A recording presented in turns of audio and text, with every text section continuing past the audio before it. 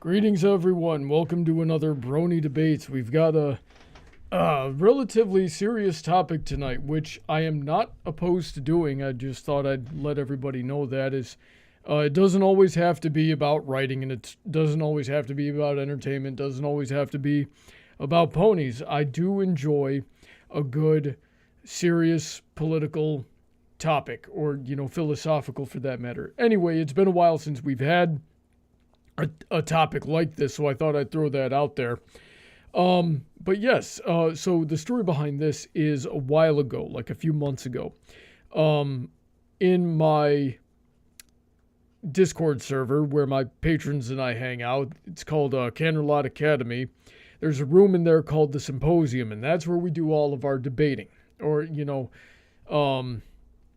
to be totally honest, at the moment, there's not a whole lot of opposition. A lot of the people that stayed in there sort of agree with each other, which is a problem in and of itself, but we'll address that another day.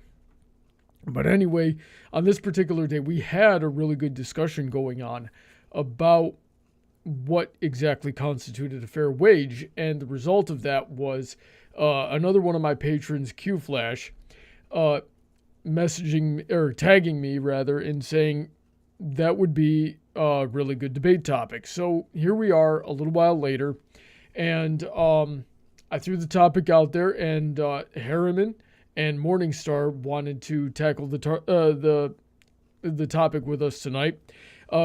Unfortunately, because it's Good Friday, and honestly, I probably should be observing it myself, but QFlash was not able to make it for that reason.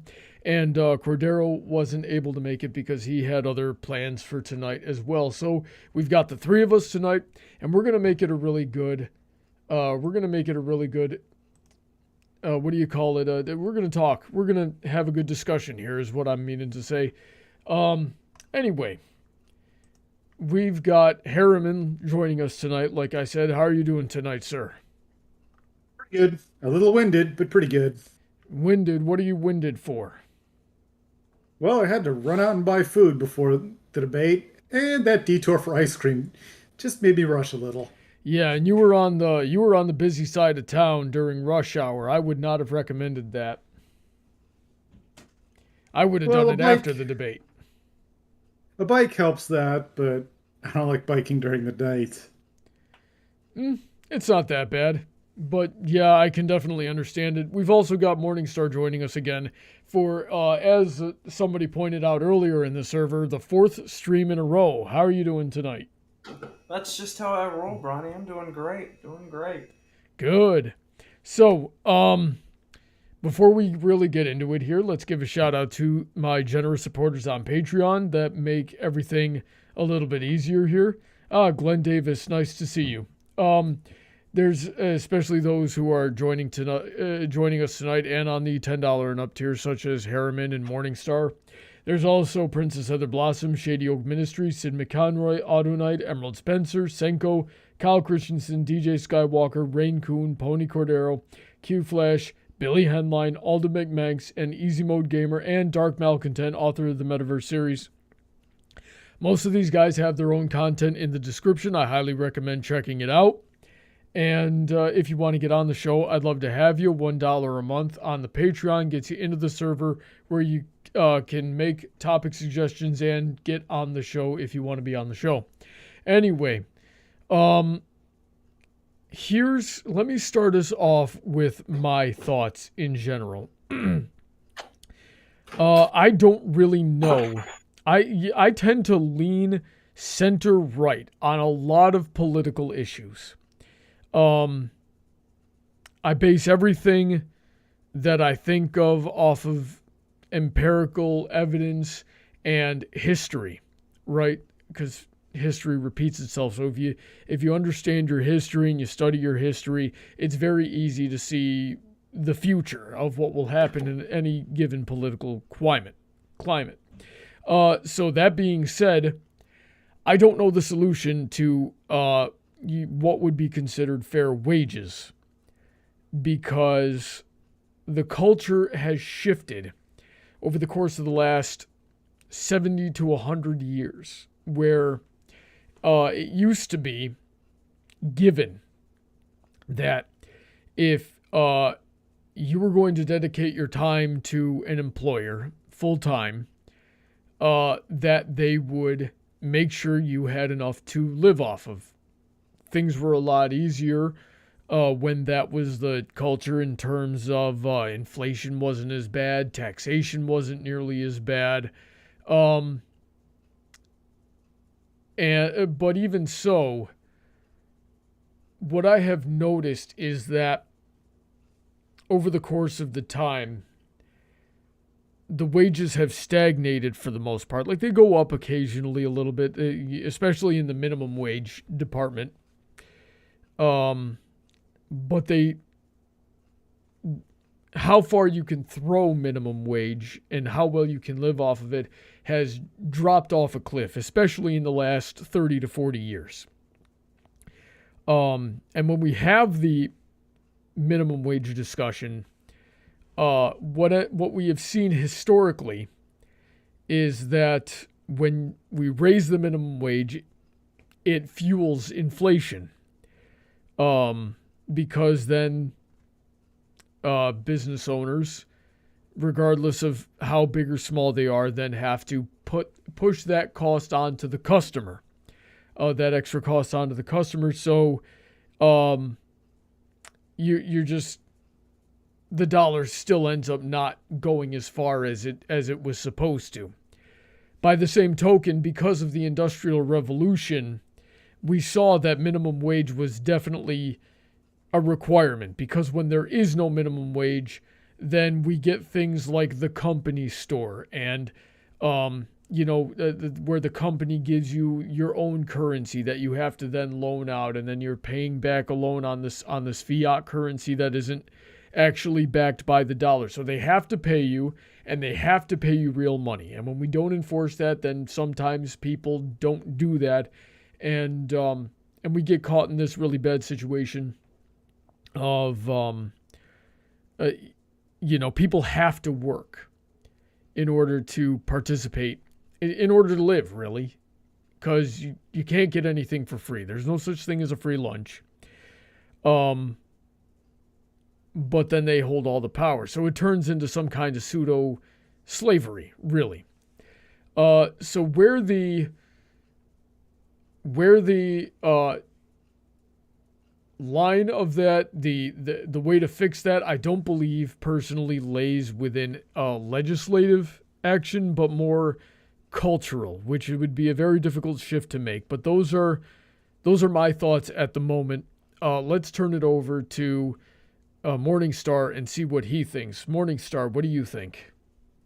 So with minimum wage, truly what the issue is, people as that I've seen complaining about, is that they're, and I'm putting this in quotes that you can't see my air quotes, that people tend to argue the fact that they are not making enough money to pay bills. What minimum wage is the minimum amount that a company is allotted to pay you. Minimum wage is virtually, you have no skill, you have no knowledge, and you're learning the trade. For those people that are complaining, oh, I should be making $12 an hour. Well, why should you be making $12 an hour? Have you been doing this for 10 years or 5 years or even a year? Or are you brand new? Because if you're brand new, I'm not going to pay you $12 an hour when I can pay this guy who's been doing it for 2 years, 3 years, 4 years, however long he's been doing it, $12 an hour, and he knows what he's doing. That's where the difference lies in with that. As for fair wage, I believe that there should be a minimum. There should be something set so a company cannot screw you over because they don't like you or they just need people. But a fair wage should be based off of experience, education, and how long you've truly been with a company. If you've been with a company for 20 years and you're still making $7.25 an hour, or however low, whatever the minimum wage is for your state, there is truly a problem. Perhaps. Right now, like for my father example, he's trying to move up one grade in the government, but and he's doing the work. He knows how to do it. He's been doing it. He just hasn't moved up. Why? I don't know. Does the supervisor not like him? Is he just too lazy to move him up? I don't know. But they should be compensated based off of those things. As inflation goes up, I do believe that sometimes we have to raise the minimum to make up for it. But sometimes raising the minimum is the cause for it to go up. Mm-hmm. All right. And Hariman, what do you think about the issue? I think the wage that a person is paid is decided by so many complex factors that it's impossible to set a universal minimum of the price of one person's time in a job versus what companies are willing to pay them. Because there's factors from what work is being done, where it's being done, how many hours, the skill of the worker, the quality of management, and whether it makes those workers effective, the value of the dollar, how much it costs to live in that area. Mm-hmm. And to elaborate on one of Morningstar's points and one of your points, a minimum wage being raised, causing inflation to go up and raising prices, is because a minimum wage for the workers doesn't happen in a vacuum. It doesn't just magically everybody has money. Money has to come from somewhere, and businesses typically operate on really tight budgets. They don't have stacks of money. The majority of a business's value is either in the location they are working out of, the management and workers whose time is making the business operate, and being able to move the product or the services to make enough money to cover all their expenses, which includes the workers. And the time a person works in each job and the time the workers work is typically the biggest cost in a company. Mm-hmm. So, and the best example I have is Walmart, when I was working there, had, I believe, 1 million workers in the United States employed under their banner in one form or another. Raising the minimum wage by $1 means that for every hour those workers work, they're paying $1 million more. And actually, Walmart's a bad example there because with Walmart, it's only some workers that get paid more. A better example is in a union shop where, let's say they have 1,000 workers who are all part of the same union, and in that union is a contract that says if a minimum wage hike hits, all pay rates go up by the difference between the old minimum wage and the new minimum wage. So if that's $1, that's an extra $1,000 per hour for every day of every week of the entire year. Okay. And that's why inflation hits hard when minimum wages get pushed up quickly, because it starts to cost a lot more, because it's not just that individual business that has to pay more. It's the trucking company that loads up the product and delivers it. It's the manufacturing company or the receiving company.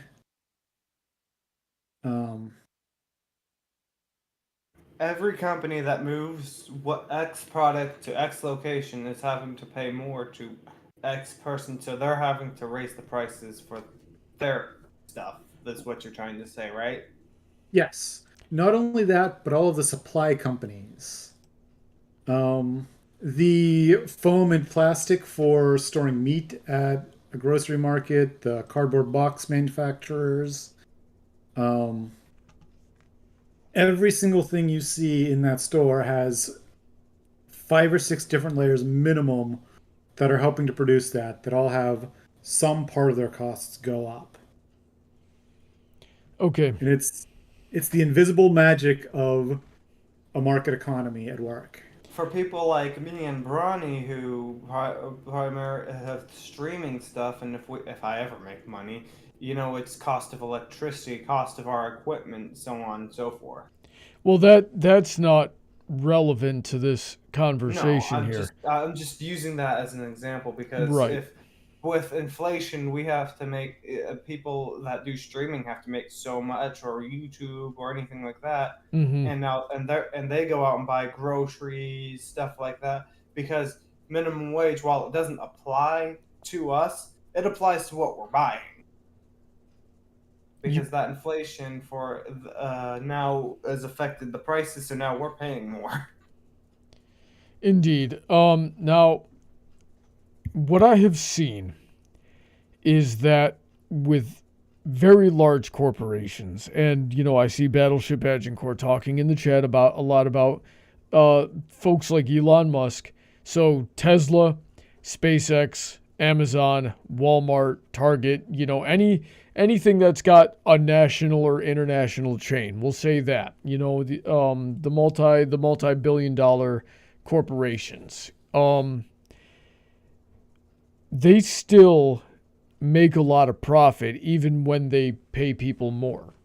When you take, let's say, so McDonald's is a really good example because McDonald's operates out of Belgium.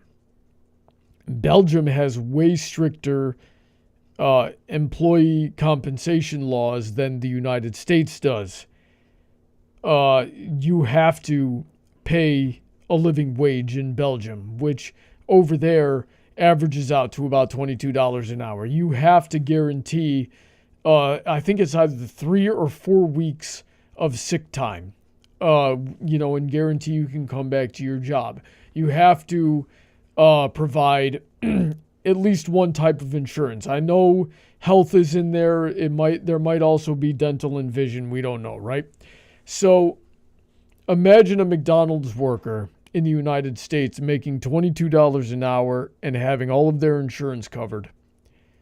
And being able to take sick days and vacations, things like that.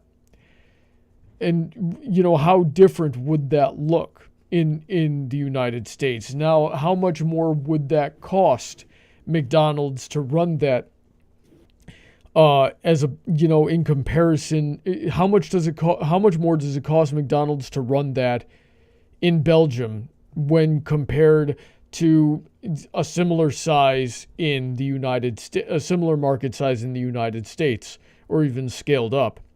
If they really couldn't afford that, they wouldn't operate in Belgium. They would just, that's too much. We're not. So that's what I'm talking about when I'm saying there's a cultural issue there, and one that you can't really legislate out, because we have seen in the past and in the very recent past, like everybody in this call and most of the people in the chat have been alive to see it, to see minimum wage goes up, the price of everything else gets waged. So the people who run the major corporations just push that off onto the customer, which the customers and the employees are ultimately the same people.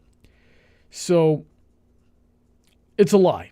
I'm pretty sure it's a lie that they could. We've seen also there's a lot of companies out in the United States that do pay a really good living wage.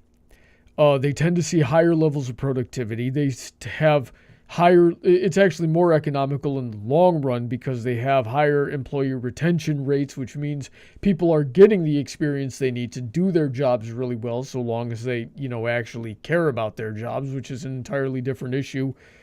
And things just run more efficiently when people can actually afford to live. So we've seen it go both ways, which is why I believe it's more of a cultural thing and not so much something that you can legislate. Because like we've seen, when you legislate it, you cause all the other problems. You end up chipping into the inflation. So what do you gentlemen think about that? I was going to say, with having a worker that wants to work, I agree with that. Take Google, for example. they have a place literally where an employee can go sit down and sleep. Mm-hmm. You know, that they encourage the employees to take a break and go sleep because they know that if you sleep during the middle of the day, you take a nap, that it increases your productivity. Indeed. I wouldn't. No, I wouldn't say that. Now that's in, like in Spain, they do that kind of thing, and I don't know. I They don't do know that at anything Google. about. I don't know anything about Spain, to be I was gonna totally say they honest. do that with Google. Does that? Mm. Not just in Spain. Google does that. They've done their research on that. Indeed, but you've got to have your qualifications through the roof to look at Yes, to work at Google. to work Everybody's at trying to. Google. I'm just using that for an example, though. Right. You know, they've done their research, you know. Yeah, they have higher qualifications to work for Google. But if you take a page out of that book, the people that work there with those qualifications, if we take the qualifications out of the picture, people like working for them. Mm-hmm. You know, because the benefits, all that stuff, you know, I think vacation as a benefit, it should be earned by the employee. How X amount of time should earn you X amount of vacation. Something like sick days and stuff, yeah, you should be entitled to be able to be paid when you're sick, or maybe not. Maybe you just allow them to have the sick day so they don't, even if it's not paid, you know? Or if they put it in ahead of time before their shift instead of just calling off their shift, you know, they should be paid for that type of stuff. Health insurance, flip a coin. I couldn't care less. Well, So that health and okay. Let me say this real quick, Hariman, because health insurance is actually a different issue, because a lot of the problems that we're talking about now started roughly 14 years ago when the Affordable Care Act got pushed through in Congress. Something to the tune of 85% of the country was against that bill, and Barack Obama just shoved it through in a closed door meeting one night. Totally illegal. But anyway, what that did is that required companies hiring full-time employees to pay that insurance. And what happened as a result of that, insurance went through the roof, because now and it was a government subsidized industry, which in and of itself is a horrible idea. But yeah, government subsidized industry. So, and now they have to have it. So it's like, okay, so now I can just, me as an insurance company, I can just price gouge. And they did. So insurance went through the roof. Nobody could afford it. And then companies stopped, for the most part, especially the big ones,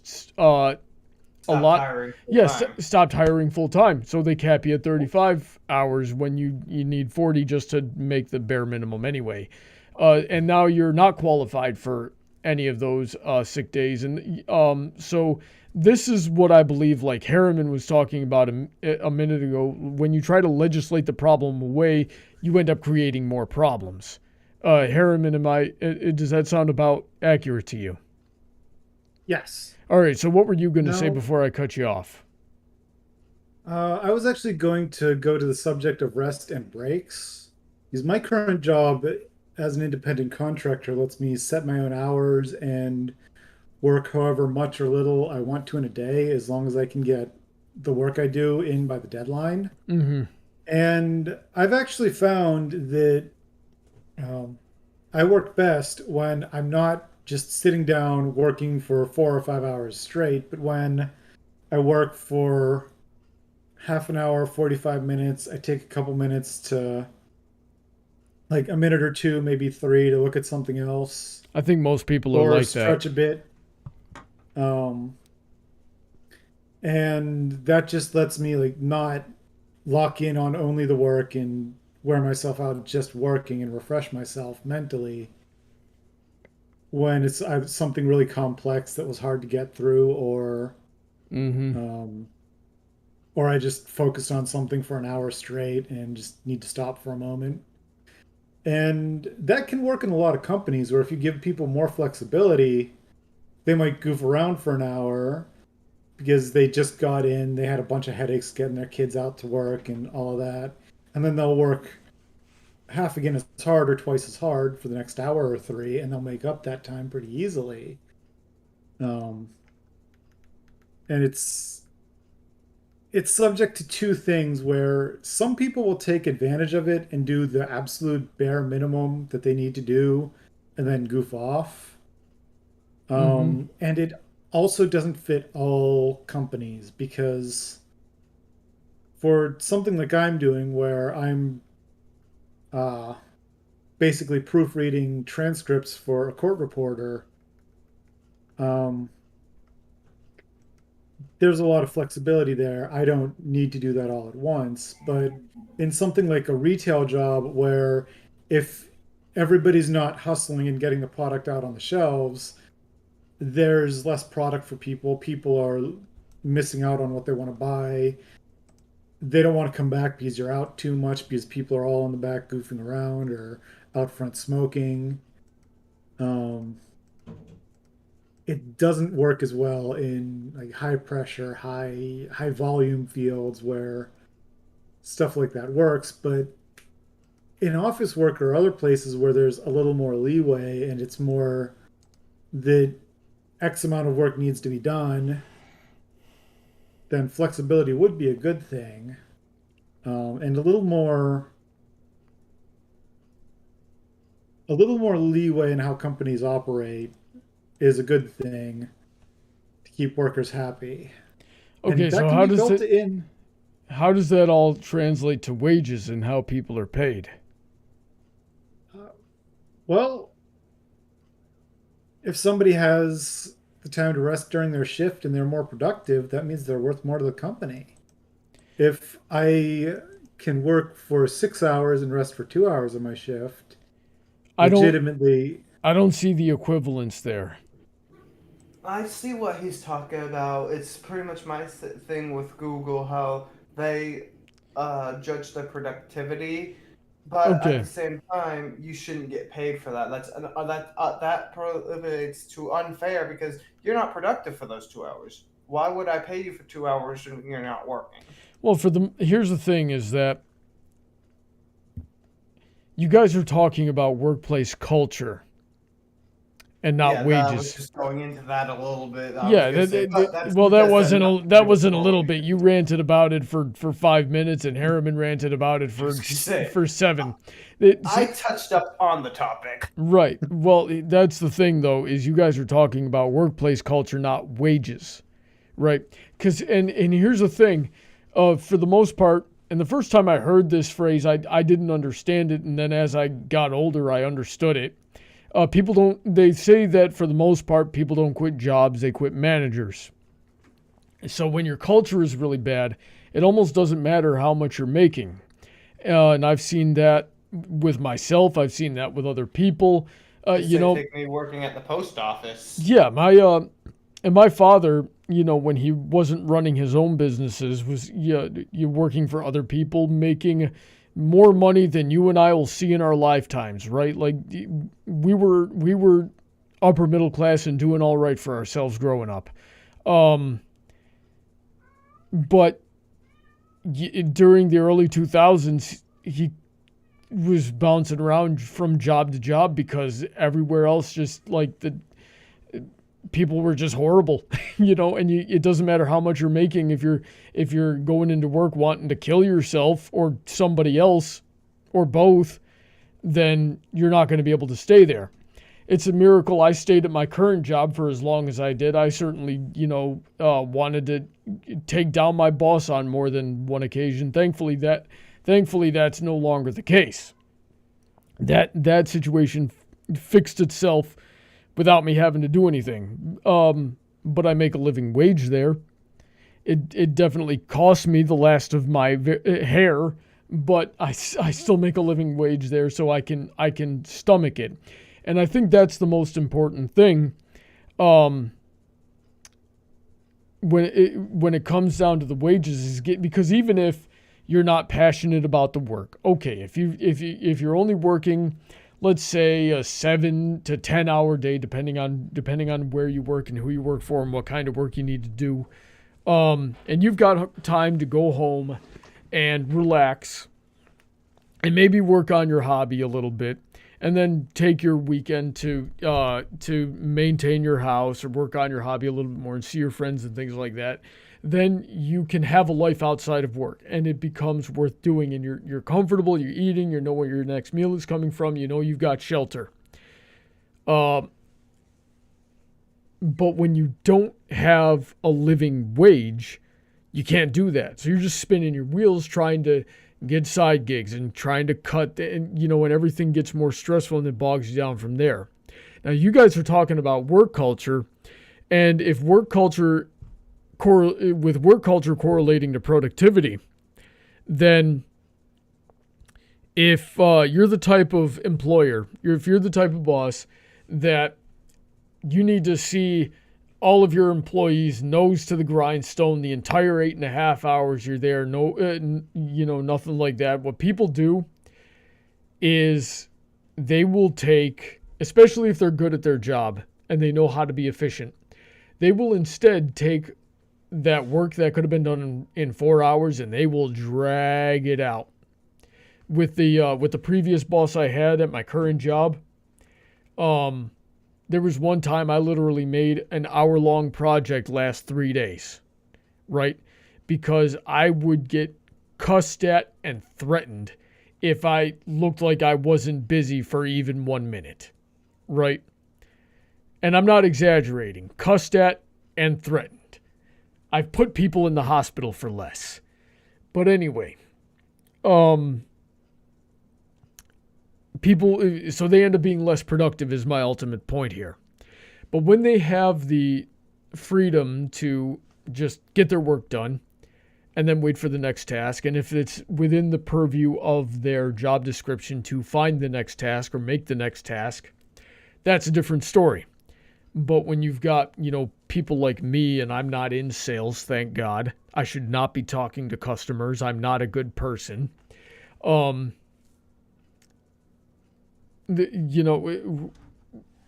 it's just, okay, my job is maintenance and my job is like everything else, right? So I can't make that work. It has to come to me.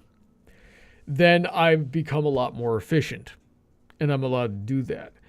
So those are two completely separate issues from fair wages and workplace culture. Now they play into each other and have a little bit of overlap. But so far, what I've been explaining here is that you can't really enjoy your job if you're not living off of it. Because, I tried to do that a few times. I tried to do it from 2013 to 19 is when I first got got a job that actually paid me well enough to live on my own. And it was miserable. I was doing stuff I was good at and stuff that I enjoyed doing, but there was more than one occasion where I slept in my car, and there was more than one occasion where I didn't eat for 2 days straight. And you can't enjoy that. And the people that I was working for were definitely making their money. Okay? I'm going to say this straight out. The YMCA should have their 501c3, that's their tax exemption for being a nonprofit, revoked. The people that run that are making $500 million a year. Money in their money in their pocket, profit at the very least. And those are the execs. Everyone else, if you're not an executive, minimum wage or less. I worked because I went doing the I see Paladin Pony C says, Brawny Buck, you are a good person. You're just easily angered. I have very little patience for nonsense because I've just put up with too much of it and I've just reached my limit. So yeah. But anyway, I worked with a guy one time when I was doing childcare. And when I was doing childcare and teaching, and he got brought on, he had been with the company for 18 years, I believe it was. And he you know how much he was making? $7.25 an hour. That's less than the minimum wage was at the time where it was, right? So he's Yeah, but he never called anybody on it, right? He just thought that because when he got onboarded, the going rate for that was $7.25 an hour, and that position is not eligible for a wage according to the company that we were working for.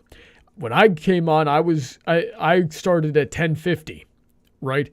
So I come on at $10.50, making less than the guy that's been doing it for 18 years. A, that's illegal. B, I would have been rolling heads. Literally. Yeah, and when push came to shove with that company, because I butted heads over there with my supervisors on numerous topics. That was one of the things I threatened them with. So you can't live like that, and it really doesn't matter. So if we're getting into that topic a little bit, there are places that they don't pay fair, and when they don't pay fair like that, they need to be held accountable. And wage theft is the biggest form of theft in the country right now. I'm sure everybody here has an experience of, hey, I need you to do extra work off the clock.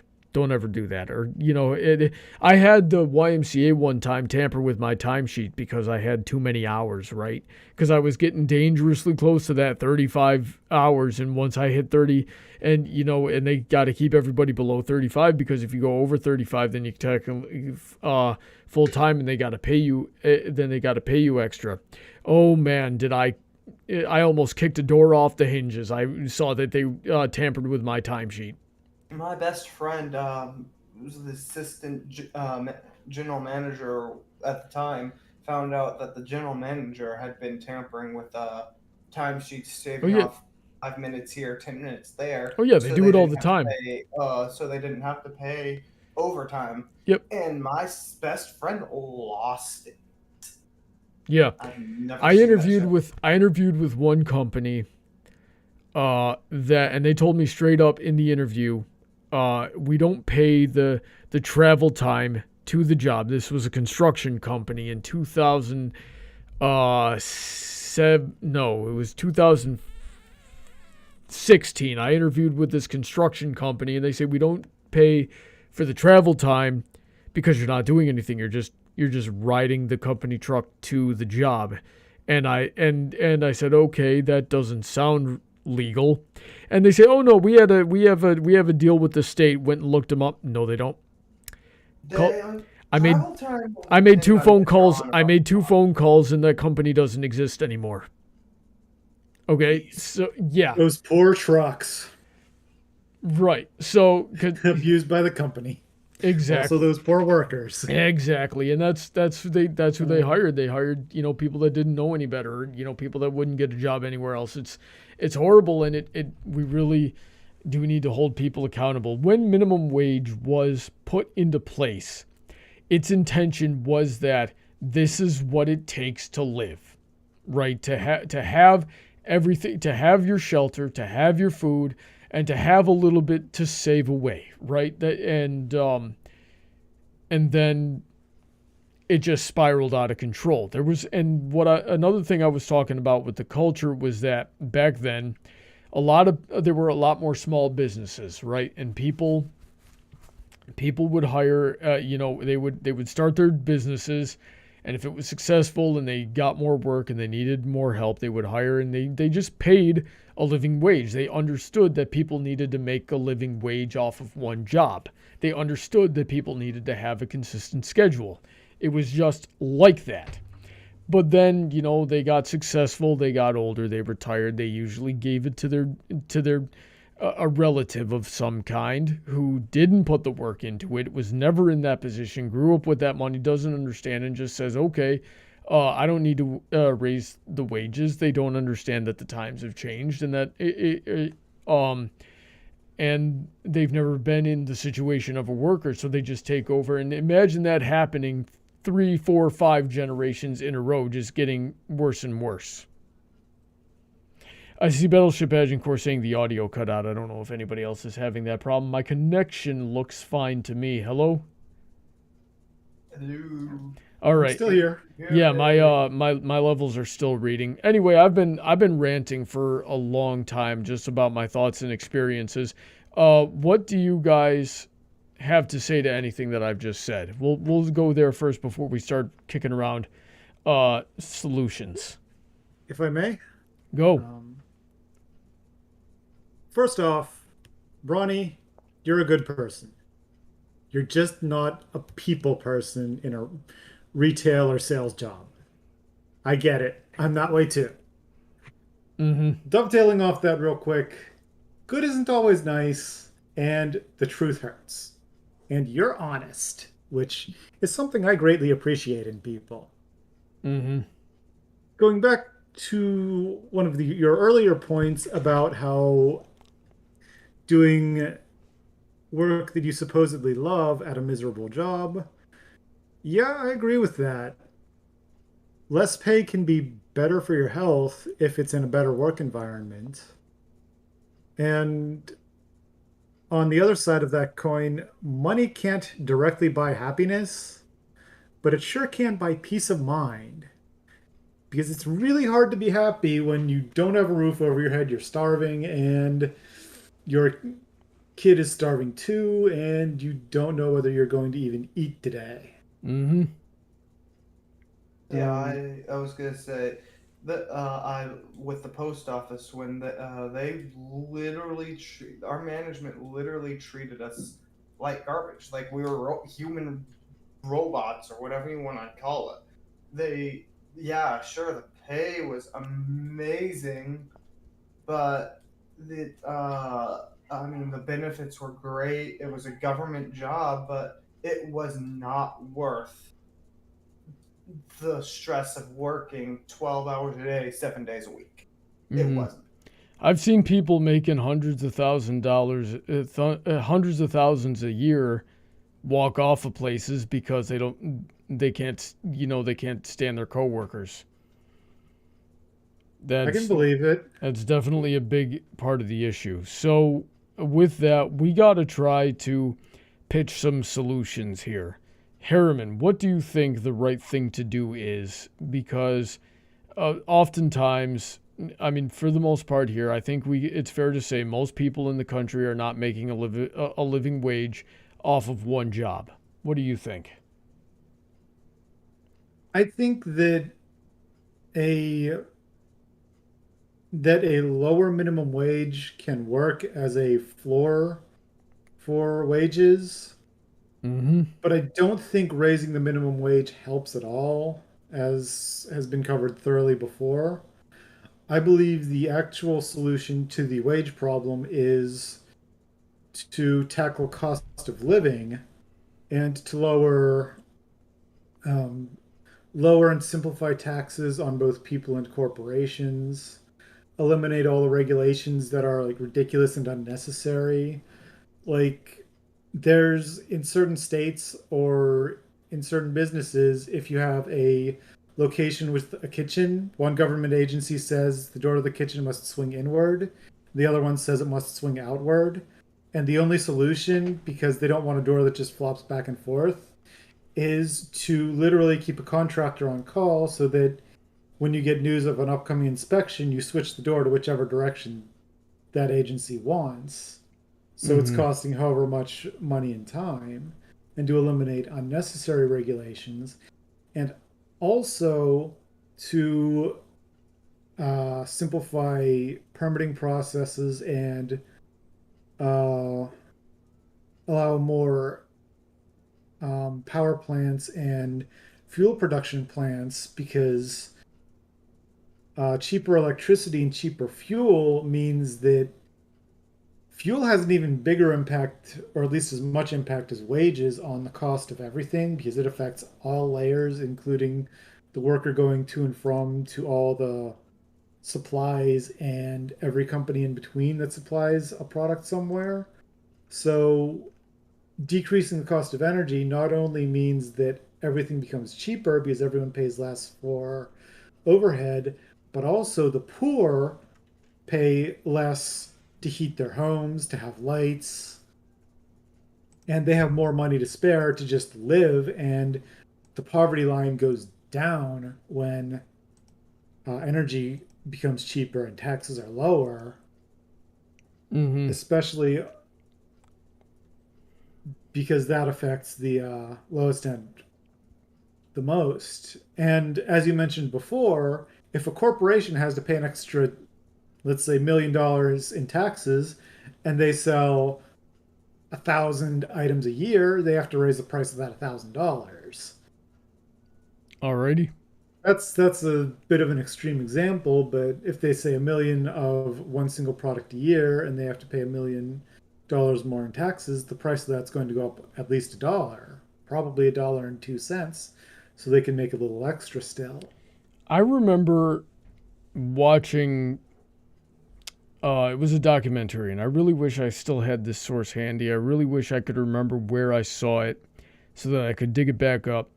But I watched some guy do the math on Walmart's profits compared to what they pay their employees, their average, frontline employees, compared to how much they charge for things, and to give everybody a living wage at Walmart and still make the same amount of profits if they were going to pass that cost onto the customer, they would have to raise the price of everything 2 cents. 2 cents. 2 cents. They raise the price 2 cents. They still keep their money. Their workers make a living wage. The fact that they're not doing that is just psychotic. So, like I said, I really wish I still had that source. I've been trying to dig it back up since the first time I found it with no luck. Hopefully I'll be able to find it again, and hopefully I didn't actually just dream it, because if I dreamed that, then I'm looking like a pretty big idiot right now. That Morningstar. That sounds like they're leaving out it. It sounds like there's either some hinky math in there, or they're missing some of the expenses. Yeah, that could be very possible. I definitely acknowledge that possibility.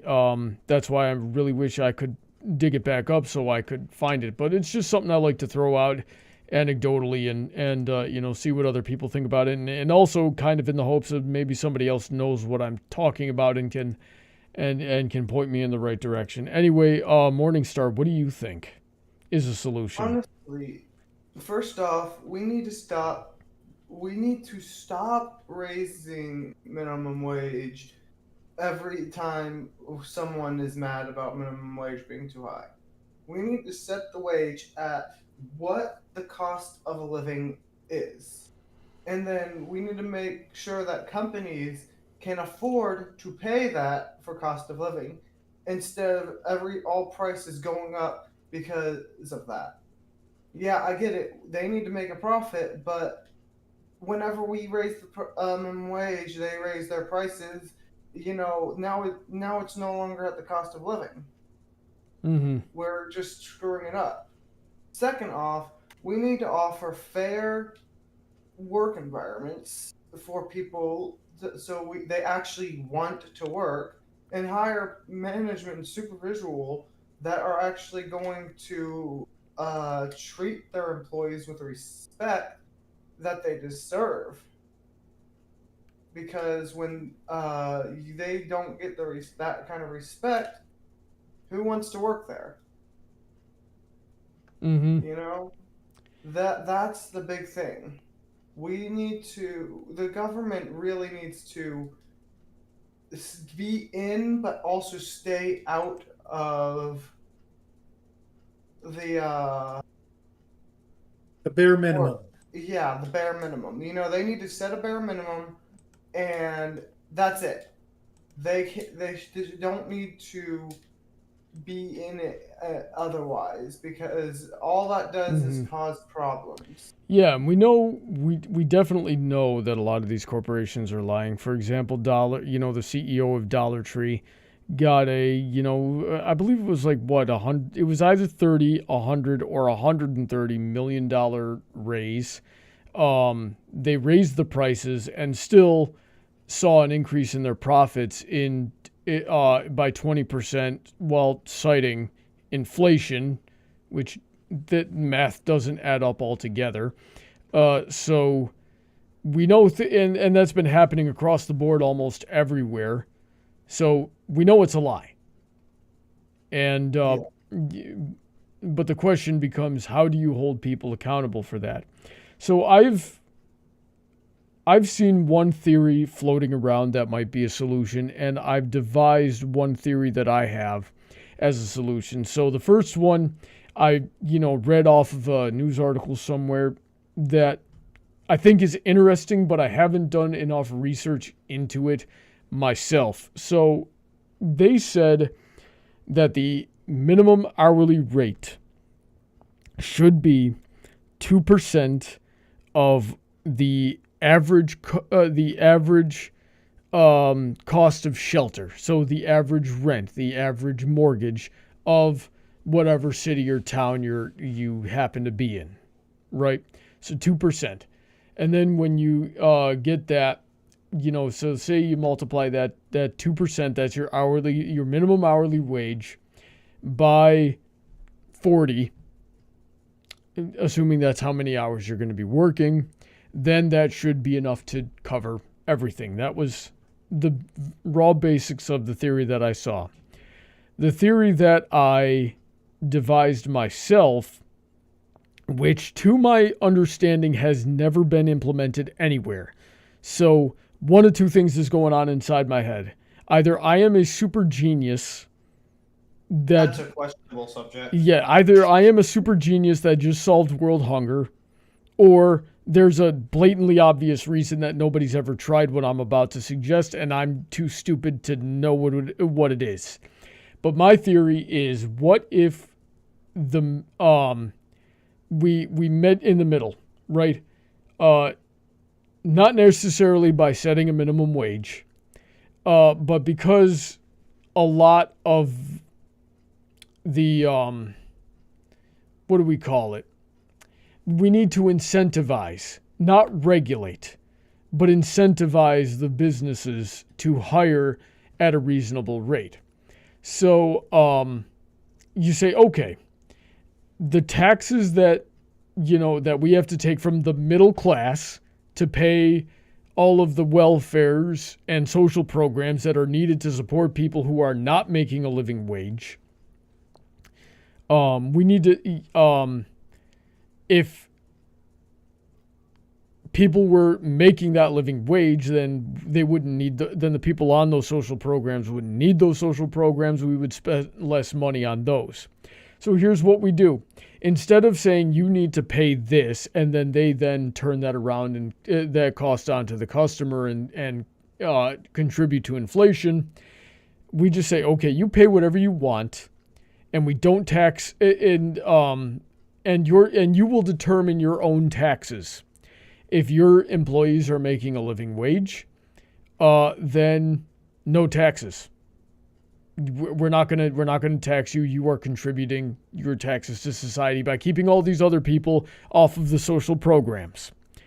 If you and you can do a cost analysis for yourself, and if you decide you can't pay that, then you need to contribute the difference to your taxes so that we can then fund the social programs. So that was my theory, and I'm sure there's other ideas that I could come up with if I were to sit down and really think about it and do a little bit more studying of how to incentivize businesses to pay a living wage rather than trying to force them. Go ahead. I was gonna say another thing is, I forget what it's called, but there's this one tax bill, I can't remember what it's called. My dad talks about it all the time, but there are some states that have passed a tax where things aren't taxed. Nothing you buy is taxed. And then everything in turns, price is increased a little bit by but other than that, you're not paying as much in taxes anymore because you don't have to, you're not trying to I think I see what you're saying, though. I can definitely attest that the taxes are pretty much too high across the board, and most of it's going into stuff that first of all I didn't want and didn't vote for. Secondly, it's not even actually going to the stuff that they say it's going to. It's just going to straight into a politician's pocket. My life would be it would have way less problems if I kept that $300 per paycheck. Right, so that's that's $300 per paycheck. I get paid twice a month on average, sometimes three. That's $600 to $900 extra a month. My life would be so much easier, right? I was gonna say taxes in the IRS should just be gone, honestly. Yeah. Honestly, a flat tax would be a good start there. I do believe in flat tax, 10% on personal income across the board. I think it's an okay idea, but we need to revisit that. What was it, the 19th Amendment? It was either the 17th or the 19th. I should know this. I'm not a good American citizen here. But the one that imposed in federal income tax, that was supposed to be temporary, and then it wasn't, and I'm mad about it. 16th Amendment, I believe. The right to impose a federal income tax, which they haven't actually fully defined. Yeah, and that was done on purpose so that it could have elasticity if they needed to. But I do remember it was supposed to be temporary, and then it frickin' wasn't. It's the closest thing to immortality, a government program. Yeah, I know, right? Yes, you were right, 16, but go ahead. That is another point of the cost of living, and also related as the cost of doing business would be a simpler tax code would be a huge help in that regard, because businesses would not need armies of accountants and tax compliance just to avoid being ruined by having a few numbers out of place in the wrong spot. Mm-hmm. And honestly, I've looked at the tax schedules of our current progressive tax system, and it's not fun to look at. Yeah. Alrighty then. So, let's get into audience participation here. Now, I've been watching the chat, and I've gathered a few comments, and we'll go through those, and then we'll see if you guys saw anything that you wanted to address. So towards the beginning, Morg Plays says, I just watched your King Sombra at Everfree Northwest video. Absolutely hilarious stuff, man. Thank you very much. I'm glad you enjoyed that. Paladin Pony T says, should people with dangerous or gross jobs be paid more than people who sit in a building all day? Generally, they do. When you get up into the executive level, they may or they may not. But I know guys who get paid $40,000 twice a year to climb a 1,000-foot radio antenna and change a light bulb. Right? So that's an $80,000 a year job. That's roughly 3 times what I make right now at my regular job. Yeah, it's like 2.25 times, 2.25 to 2.5 times what I make at my right. And he changes the light bulb. He climbs a tall building and he changes the light bulb, right? And then he has another a couple of technical jobs there. So for the most. I was gonna say, there is such a thing as hazard pay. If your job is hazardous to your health and could potentially risk it, you should be paid more than what others are paid, because you are potentially risking your life for your job. Mm-hmm. Yeah, so that's definitely, for the most part, they do. Your general office worker is probably making $50,000 to $70,000 a year, though I would say that's the average for mid-range corporate manager, something like that. It's when you start getting into the executive level that people are making tens of millions of dollars a year, and they're definitely working a lot more. I remember there was a movie I watched when I was in college, and they had a line in it that I thought was funny. It was, "Hey, the more money they make, the less they work." or the less they're worth, or something like that. Let's see here. Trent Jerome says someone running for this year's House wants to increase the minimum wage to $20 an hour as opposed to the $15 an hour that most others want, and that's the thing. You're just gonna make the same problem. They put $15 an hour as a minimum out in Oregon, and half of the small businesses closed down in the first week because they just couldn't afford to run that way, and then prices of everything else went up. And then nobody could afford anything else. Nobody could afford anything worse than they could already no longer afford things before. So San Francisco raised their minimum wage over a couple of years to $15 an hour. Yeah. And there were a ton of like small restaurants and businesses that all either went out of business and disappeared permanently, or they all moved just outside the city limits, and everybody now commutes outside of the city to buy something that's the same price. Or not, that's the same product, but at a lower price because the businesses can't pay. Another point, another real quick point on the minimum wage is if they raise the minimum wage too much, they will have to ban automation like self-serve checkouts and registers and ordering machines in places like McDonald's, because a lot of places where the minimum wage has gone up, self-service things have gone in or automation has gone in. Right. So I think why places are implementing that, because they can't afford the minimum wage. Now, goodness, I should have thought to ask ChucklyFun to come on the show. I'm mad at myself now because he would have offered some really good insight to that. Something that he's told me about automation once before is that it actually helps everybody, and the way that he explained it to me, and I'm not 100% sure I believe him, but he tends to know what he's talking about, right? So I got to kind of acknowledge the possibility of when people bring in automation, the productivity goes up, the profits go up, and then people either, like the low skill, yes, we may lose a couple of low skilled employees, but then the jobs get replaced by people that have to maintain the automation, right? So either they stay there and they learn how to maintain the automation, or they don't, and that's really a matter of skills that you as a person should be able to keep up with as the times change. Like you're going to have to learn new skills throughout your whole life. Make peace with that.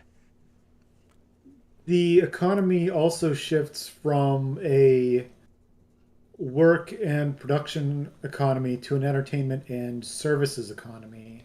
Well, that's certainly what the United States did over the last 50 years, and that's absolutely where we went wrong. We as soon as we started exporting jobs, manufacturing jobs overseas, we shot ourselves in the foot, and then both knees, and then the gut, and then and then the shoulders. We just continuously shot ourselves. Yeah, it's just put the barrel of the AK, flip the switch to the third hole and just lean on that trigger. That's what we frickin' did.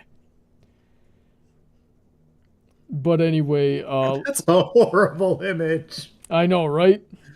Yeah, we just kept shooting our legs until we ran out of bullets. That opening scene of RoboCop's got absolutely nothing on what we did to our job market. Like, something else though is the influx of immigration we've had over the last 20 years has helped absolutely nothing either. It's ultimately a different issue, but you can't just bring in 100 million people over the course of 20 years and not expect the job market to be a little bit saturated and drive down the wages, right? Because if there's somebody willing to do it for less, then that's what's going to happen. Anyway, moving on here. Go ahead. And that goes back to taxation and regulation, where if the cost of business is high and you can't grow your business at all because your overhead is that tight, then you need to hire the cheapest labor possible. But if taxes are low and regulations are low and energy is cheap, it makes it easier for companies to grow and new companies to crop up to provide more jobs so that there's enough job demand to supply work and actually reverse the curve to where there's more jobs than work, so wages go up on their own. I think in the context of immigration, enforcing the immigration laws that we have would help a lot. Anyway, 100% agreed. Battleship Agincourt had a lot to say towards the beginning. He's had a lot to say the whole stream. Let's see here. But towards the beginning, he is when he actually had something interesting to say. He goes, "It's a living wage, and the company makes vastly more from the labor. That's what a fair wage is. I'm putting words in his mouth there. Why shouldn't Musk be paying taxes when it makes billions in profit by the day? When people don't make a living wage, we all pay it through taxes." Goes back to the social programs thing I was talking about, which yes is a huge strain on the ever shrinking middle class. Thus, corporations should pay their employees, not the rest of us. So, what do we think about that? I saw you, Hariman, in the chat with Battleship on and off over the course of the chat here. What do you think about some of the things he's saying? The tax code is too complex. There's so many loopholes and so much stuff like that's how big companies get such big tax breaks, and how you can end up with somebody who makes 100 times what their secretary makes and still pays less taxes. Right. Now, granted, part of that probably comes from charitable donations, which if you're getting like 10,000 off your taxes in charitable donations, I think it's something like you're putting out 40,000 in charitable donations, if I remember the figures correctly, for deductions. Yeah. But I'm of the mind that 10% should be the tax rate if we're doing an income tax, and it should be just 10% on all types of income, period, either upfront or at the end, if it's something that's invested, and that's it. Never changes. And the only exception for that is if you're below the poverty line. Yeah. Part of me wants to get Battleship Agincourt on the show at some point in time because, I don't know, he disagrees with me on a lot of stances that I have, which I find fascinating, where I tend to sit center or center right on a lot of issues. I saw him in the chat earlier saying that Republicans are authoritarian. I don't know what fantasy world he's living in. At least they were at some point, but not now. And I can explain that. That is the false theory of the political horseshoe, where no matter what party you go to and no matter what they espouse, it always ends up back in authoritarianism. The problem with that is the political spectrum is on the far side, on the left, is the authoritarian big government side that ends in tyranny. And at the far side of the freedom-based right wing, you end up with total anarchy and no laws. Well, the Republican... And what confuses that is the fact that the old guard GOP Republicans, for a good 40 years minimum, would campaign like they were freedom-loving conservatives, but govern as center-left moderates at the most. So they would pretend they were yeehaw freedom, but they would actually be for, okay, well, a little bit government now, and the government will grow a bit, instead of we want the massive government of all control that the left represents. Right. And I just want to pick his brain. I'm curious and see where he gets his information from, because I think that also plays into a big role of what he's thinking there. I just want to know what he knows. He fascinates me sometimes. The conversations I've had with him here, as well as in the chats of Heather's Chaos and Crocheting. Anyway, let's see here. Paladin Pony T wants to know: do we think that we have too many middlemen involved with business and companies, and does it affect their wages? And now something I want to know about Paladin Pony T is Paladin, do you mean in terms of middle management and how the businesses are hiring on the corporate level that just kind of shuffle papers around? They're, pencil pushers, as they used to be called, or are you talking about politicians interfering with regulations? So that's I think that's an important distinguisher. I mean, either way, it's going to have some sort of effect. Whether or not it's necessary is going to depend on an awful lot of factors that I personally have no way of foreseeing.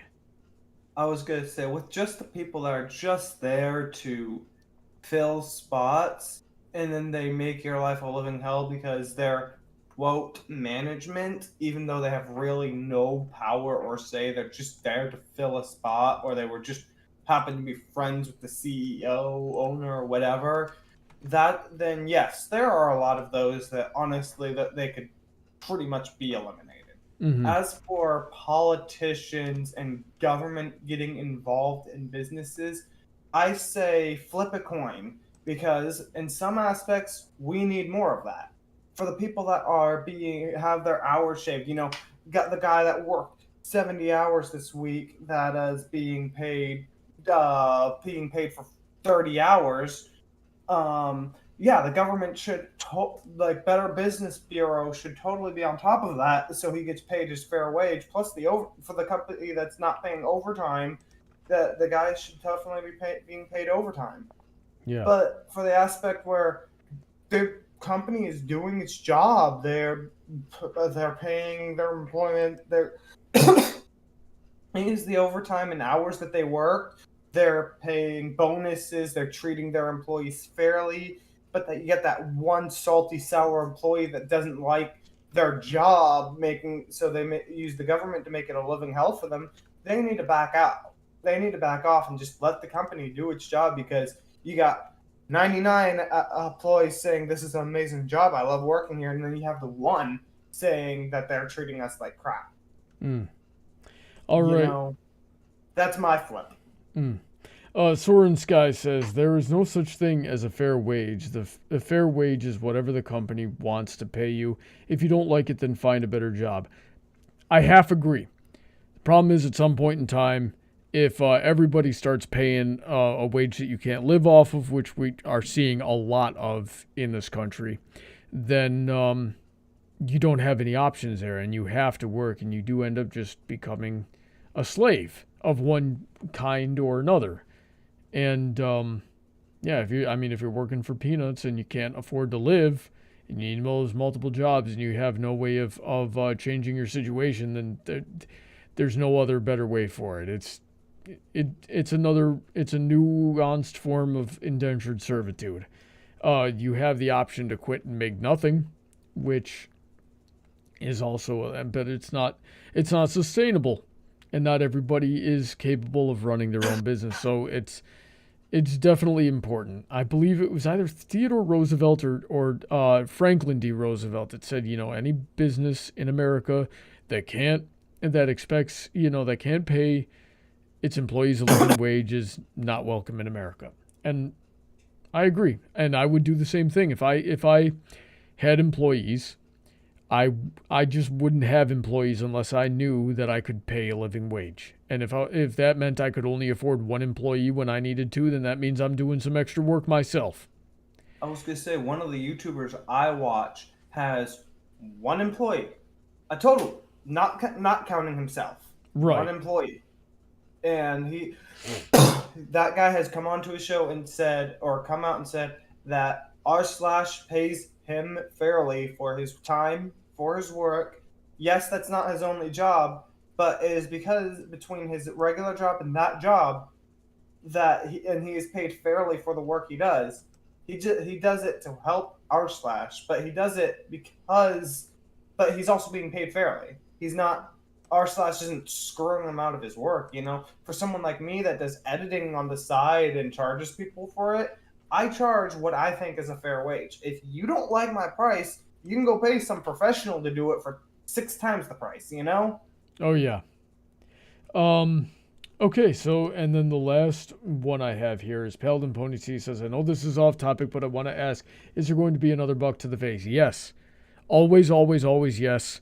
I'm sorry I'm so annoyed with answering that question. They take a lot of effort because I have to do it all myself for the most part. And I have 3 jobs and I have a house to maintain, which, I'm very grateful for, but all of that, and I don't make enough on the Patreon to hire full-time employees like I was, editors like I was just saying. So they take a long time to come out. I do have an end game in mind. So until the end game gets fulfilled, and if it takes me another 10 years, I don't give a frick. I'm going to finish the story. But until the story is finished, there will always be another episode of A Buck to the Face. Alrighty then. I've told Brawny I'll help him. I'm not going to charge him. He's a friend, but he won't listen. What I will take full advantage of that when I'm ready. I got to do a little bit. I have the next episode written.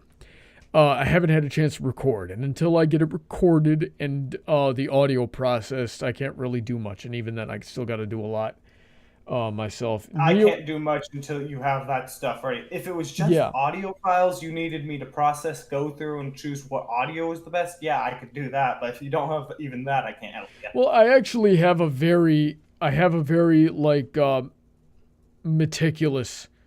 No, that I was just saying if that was the case. Yeah, and I should show you how to do that because it's a really good skill, and because I do the way I process my audio, I'm getting way off topic, but the way I process my audio, I confidently believe I'm one of the better sounding Brony analysts, and that's. Oh, trust me, I've sat there and listened to audio 60 hours of audio files. Me sitting here, click, nope, click, nope, click, nope, click, yep, click, nope, click, nope. For 60 hours. Yep, I know about that.